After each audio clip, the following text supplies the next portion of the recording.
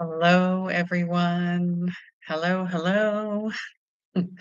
This is, yes, we are live. We are live. Come on in. I'm just going to get right to it. And if you happen to be watching this at another time, please do let me know where you are in the world. Right now, it is 8:15 p.m. May 30th because I'm in Hoi An, Vietnam, and I'd love to know where you are in the world right now and what's happening for you. What time is it? I mean, I think that's the biggest piece is I always feel like I'm in the future, and now it's confirmed. So here we go. All right. So um, the last, I feel like I've been traveling for 6 months, honestly. But really, I wanted to share how Thailand is no longer the quiet healing sanctuary it once was. Um, Gentrification, over tourism, and unrest are changing everything. And as a 50 plus slow traveler, you need to hear this. Now, you don't have to be 50 plus, you could be any age, but I really just a little context about me, uh, the community, soul healers, that's who we are. That's why we're here. Did I start out as a soul healer? Mm. I'm pretty sure I did. Even as a child, I was watching, reading, I saw auras, I felt energy. I had this conversation with my soul sister in Japan. A shout out to Julia, and she has her own YouTube channel. If you're interested in, she channels the Galactic Federation. I'd be happy to link her information below. But she has been a soul sister. And we were just reflecting on, that nothing's been confirmed, but we feel this resonance that we've had a past life together. Long story short, and back in 2020, I sold everything and just decided to do what I wanted to do for a change instead of living on everybody else's agenda, expectations, time clock, whatever it happens to be. And yeah, I was in soul-sucking job. I think many of us are caught in that, or you still have kids. Maybe you're taking care of your parents, so they call that the sandwich generation. Um, Maybe your family is expecting you to be a doctor and lawyer, and you're an artist, and that's not what you feel called to do. I get it. I really do. So all walks of life are welcome here, all denominations, whatever you believe in, whatever you don't believe in, it holds space for you, whatever that happens to be. So yes, I am 50 plus now. I don't believe age really matters. It's what's in here, the mind, and what's in the heart. And that's why my podcast is called Heart Led Soul Fed, truly. Um, and why do I travel?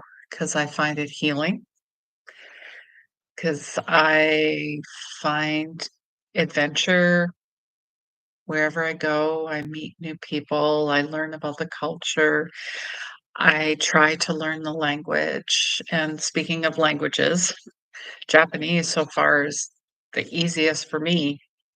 Who knew? Who knew that would happen? And but really it's intention, it's slow, it's healing, it's focused, it's revealing, it's it's a whole bunch of things. but these are things that money cannot buy. Memories. Memories, right? It's like music. Music is the timeline of your life. If there's a certain song that comes up, I don't know about you, but I can tell you exactly where I've been, what was happening. And apparently now science confirms that. But here's the thing, I don't need science to confirm what the soul already knows, right? So I'll talk a little bit about the beautiful side of Thailand. It's affordable compared to other places in the world, Europe, North America. However, it is changing. It is shifting. Why? Because of people like me. Yeah, I'll throw myself in there. Uh, there definitely is a lot of warm community, especially in the smaller unknown places, right?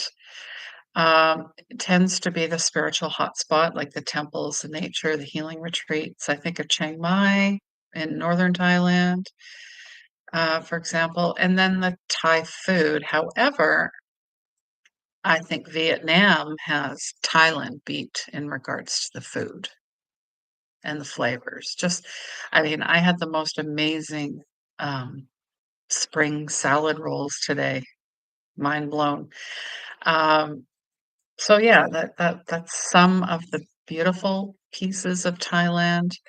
The not so beautiful pieces of Thailand. I mean, that's life, yin and yang, light and dark, opposing forces. Foreign gentrification, meaning fancy condos are pushing out locals. Spiritual centers are turning into corporate and greed, just like anything else. Um, and I get that. I saw that at Nayang Beach in Phuket, Thailand specifically, but I know Koh Samui, which is a beautiful island, is now running into that as well, right? It's starting to be overrun because people hear about it. And then they're like, "Oh, we need to go there because it's not as busy, it's not full of tourists." Well, when you have people come in, what do you think happens? It becomes busy and full of tourists. Hello. Um, and it's, Spain is actually talking about doubling the prices of Airbnb because of this very specific thing that locals can't even afford to live where they grew up, where they raised their family. So balance in everything, right? Um, and then they're in Thailand, I noticed the baht, that's their currency. People are like, oh, it's so inexpensive, inexpensive. And I'm like, I don't agree. I found it expensive. It once was a budget haven, it's now inflated, especially in expat zones. And what I really don't like, I mean, I've been in sales for 20 years. When they see me or any foreigner, for example, they start running towards you and asking you what you need, and you need a taxi, you need to go. No, please don't do that to people because it's a big turnoff when you're desperate or you're just looking for the next meal train. And I get it. I get it. I do. I've been in poverty. I have. Um, I do understand that. So let's switch to Grab versus the taxi war. There was also that going on because Grab is so convenient and it shows you pricing. It's transparent, it's safe, it's an app, it does all those things, but it's a double-edged sword because local drivers are furious. There's airport protests, those are happening. Mass tourism, with that, the impact is you lose the loss of culture. the authenticity in certain places like Phuket, Chiang Mai, it no longer feels authentic. It feels like Disneyland, and, well, I didn't come here for that. So, let's switch over to the dark underbelly. Um, the exploitation masked as tourism. So, exploiting people in order to make money, in order to cater to a tourist, and yes, I'm a tourist. As much as I would like to think that I am a slow, intentional, conscious, eco-friendly traveler, I do have an impact. I do leave an imprint, right? And then there's this other piece that I've seen so much. I've watched so many vlogs and vloggers out there. The spiritual bypassing by influencers, just, it's they make it seem like you all need to live here, and if you don't, well, what's your problem? And you need to sell everything. And I can't remember the name of the YouTube channel, but he called it RAM marketing, and I'm like, RAM? It's it's the relocation advertising machine. You've seen these people, I've seen a lot of women especially touting, "Oh, I moved to Spain and I sold everything and my life is wonderful." Really? I'd like to see what the true reality is, because I call BS. And I'm actually seeing it here in Vietnam. There's a lot of young, nomads. A lot of young, entitled nomads.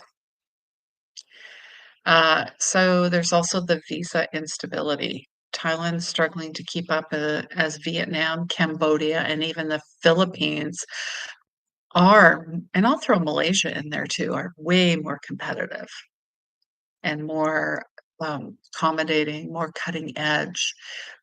But along with that, they're going to see the ebbs and flows and the peaks and valleys in regards to this. So, what I don't want to happen, because I see this in Thailand, is um, you could tell they were tourism tired, tourism fatigued.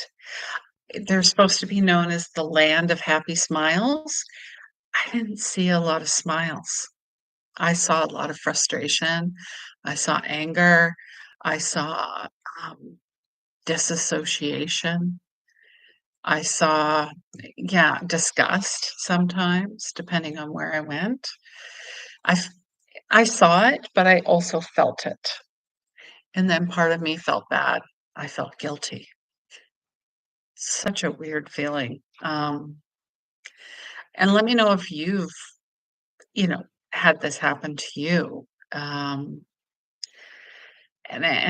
actually, it gives me more empathy and compassion for people who are new to the country, and I'm talking Canada, that's where I'm from. That's my home.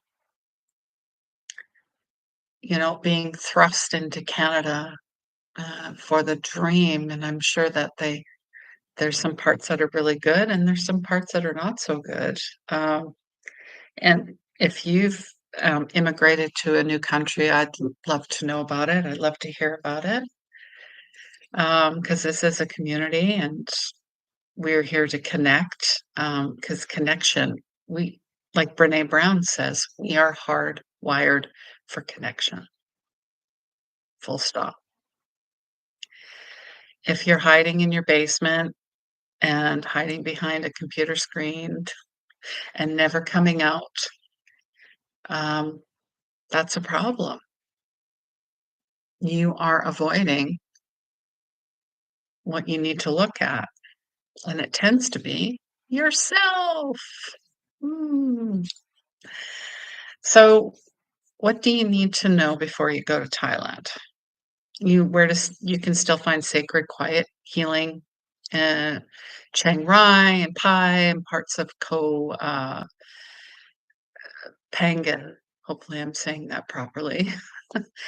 Um, and it's also really good to how to be a respectful, soul-led traveler, because in some parts of Thailand, Phuket, for example, I noticed there were certain nationalities that were quite rude, very rude to staff, to service people, to myself. Like, they felt like they owned Phuket, like they owned Thailand.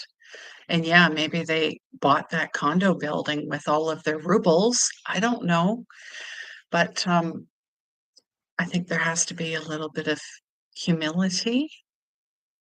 I saw that today after getting an amazing facial, and it's not your typical facial. They massage your face, they acupressure your face. And why? And why? Because the women in Vietnam look amazing for that very reason. They get the chi flowing, they get the blood flowing, and then I had the scalp massage and my feet. I almost didn't come on live tonight because I was comatose in the very best way possible. And what cost me $25 would have cost $250 in Canada. Now that's disgusting, I have to say. So I guess what I'm saying, and as I was speaking to the lady, and I heard her come in with her boyfriend, and she's just like checking in. And I'm like, whoa, rude for number one. And the lady had to tell her, we're still, you can just wait, please. And you could tell she was mad because she wasn't being served right away. And I'm like, wow. So this is where it's gone to. And I'm not saying that's everybody, but you know what? You're no more important than anybody else. So I guess it's just a reminder on how to be a respectful, soul-led traveler. When I go out into the world, I'm sending love and light and peace and compassion to others. And I hope that when I'm doing that, they can feel that being reflected out to them, because we're all struggling in our own way, right? Even the lady today who was really rude, who knows what was going on with her, right? However, I've always said weakness, is not an invitation to walk all over me. And don't mistake my kindness for weakness. Yeah. Um, and then why visas matter now more than ever. Things are shifting fast, like Cambodia. You have to apply for a visa, you have to pay for it. Um, Thailand, same thing. Vietnam, same thing. You need, and you got it. Every country is different, and you have to check. And there was a lady that was panicked because she booked her flight the day before coming into Vietnam. Well, they let her in because they knew that she's just there for holiday. That's fine. But me, I was on their radar. That's why they keep track of the passports because they are talking to each other, and when they're looking through my passport, they're like, "Oh, you've been to all these countries." So I'm glad I had my e-visa for Vietnam because that might have been a problem. Just saying. And really, I'm always on the lookout for community and not conquest, not conquering things, not like Instagrammable and all that other stuff. And hey, I have over 2,000 subscribers. It only took me 7 years. I'm going to celebrate that. And I want to thank you because I believe the video about the animals in the Philippines is what really drove my engagement. So if you want more videos about animals, animal communication, all of that good stuff, what does my dog say? Why does my cat do this? I am an animal communicator, and I do teach people how to communicate with your pet or your animals. And let me say, it's energy, number 1. They feel you. That's what animals do. They feel you. They smell you sometimes a mile away. So, yeah, I'd love to help you with that. So, have you noticed these shifts in Thailand? Are you a nomad in Thailand? Do you live in Thailand? Drop a comment. I wanna know.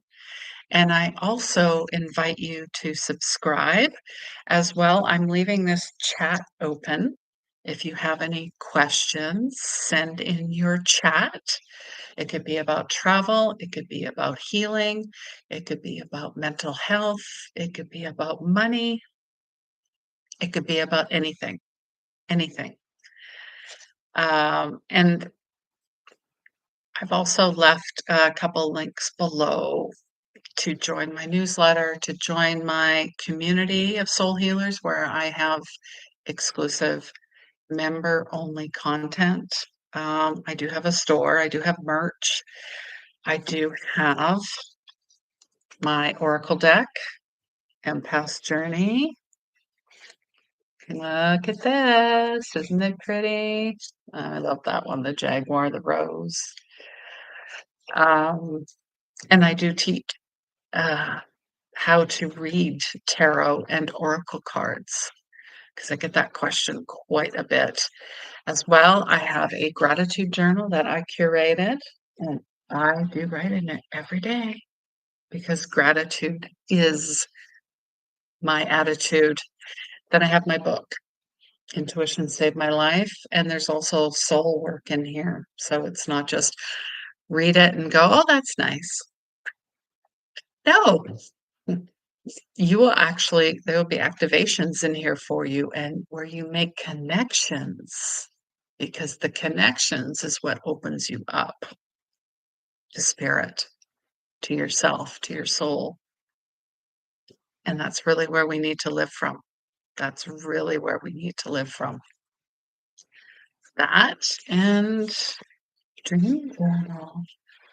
Dreams. Who remembers their dreams? I know people that have repeating dreams, scary dreams, dreams of falling. They're all signs. They all have messages. So, yeah, these are just some of the things, other things that I created, working on my second book because I do love to write. I do love to speak. I believe that's why I'm here in this lifetime is to speak and to lead and to guide. So, yeah, I would love to hear from you either way. And the next video coming out will be, well, we've got June energy coming up. So if you're interested in what's happening for June, I believe June is a pivotal point. It's also like the midway of 2025, right? It's 2025 is the year of the snake. It is also a 9-year in numerology, which translates to completions and wrap-ups. And I'll also be recording a video all about Vietnam and how they're outpacing Thailand fast. And just going to say this, don't tell anybody, or maybe tell somebody, but I've been to Japan. Japan is definitely my number one favorite so far in my travels. Philippines, Thailand. I'm in Vietnam. Vietnam is a close second to Japan. So you'll have to subscribe, hit the notification bell, and stay tuned for the next video called The Hidden Gems of Vietnam. All right. Well, thank you so much for joining me today. If you happen to miss this live, you're going to have to subscribe and not miss the next one. And if you have any questions, drop them below. I would love to hear about it. Wherever you are in the world, I'd love to hear about it. drop your questions. I know that there's people who are desperate to get out of westernization, that lifestyle, that materialism. I mean, the age of materialism is done, and we're seeing this everywhere in the world. So drop your questions on because I hear like, well, how do I get rid of all my things? And how do I just move somewhere? And how do like, first of all, we overcomplicate by having too many things. Start with one thing and then move on to the next. I always say, go stay somewhere for a bit and see if you like it. And maybe that's why I've moved around so much.